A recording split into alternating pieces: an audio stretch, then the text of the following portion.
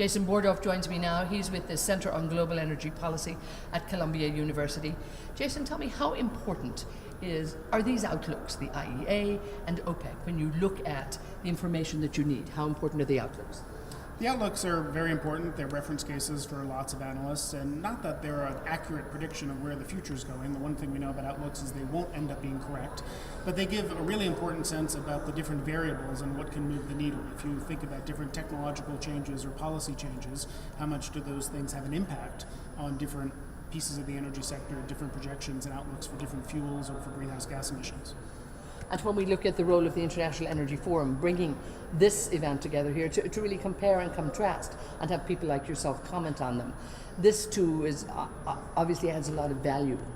Well, it's an important forum to bring leaders together from around the world and have a chance to exchange views, and both in the formal sessions and also informally over coffee, to hear how people's perceptions of where we are in the energy sector, in energy markets and prices, and in a possible clean energy transition, how quickly are those things accelerating or not, and what more needs to be done. Talk to me a bit about what you think have been the main concerns. What are the areas of discussion? Where are people sort of stuck, so to speak, that they want to get more detail on? Well, there's just so much uncertainty now that affects what the outlook is, both on the supply side and on the demand side. Near-term uncertainties, including what's happening in the U.S., both the outlook for U.S. production, like shale, also U.S. policy, like sanctions and trade wars, and what impact that can have on the development of supply. And then on the demand side, there's long been, a sense that oil demand would gradually grow 1% to 2%, largely in line with GDP growth. And real questions now, much more than in the past. I think people take more seriously the idea that oil demand growth in the future could look very different than it's looked in the past, possibly even peak and start to decline sooner than people think. Give me a bit of a health check where you think the energy sector is at the moment, and where do you feel the oil market is right now?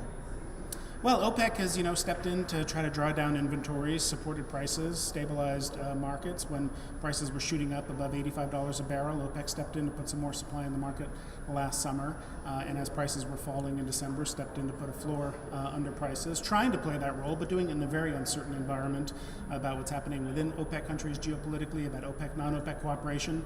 And then we know in my country, President Trump doesn't seem to like when OPEC tries to balance markets and has a view that lower prices are better than higher prices. And that's always a factor that weighs on geopolitical and other considerations OPEC members have. And of course, investment will constantly be top of the agenda for national oil companies, international oil companies. Even though we're in a transitional energy state, perhaps, it's going to take quite a bit of time. So fossil fuel still needs a lot of investment, doesn't it? Well, an important message, I think, is that if you look at the outlooks for not just where people think the world is going, which may not be consistent with the 2-degree warming targets that countries have all agreed to, even in a world where we meet those targets, the pace of natural decline rates in oil is such that you still need investment, even in a world where we get on track with our climate objectives, which I hope we do. We're not there yet. And even when we do that, you still need investment to make sure you're offsetting declines, because decline rates would be steeper than the declines we might see in a world where we meet a 2-degree target. And of course, the role of the International Energy Forum, critical to keep that consumer-producer dialogue alive. Really, that's at the very heart of what it does. Yeah, institutions like the IEF that bring together producers and consumers for dialogue to help promote shared understanding and a sense of where the market's going is really important, especially in a sense markets like today, where there's as much geopolitical, technological, and policy uncertainty as there is. Super, we'll leave it there. Thank you for your input. Thank you. Thanks.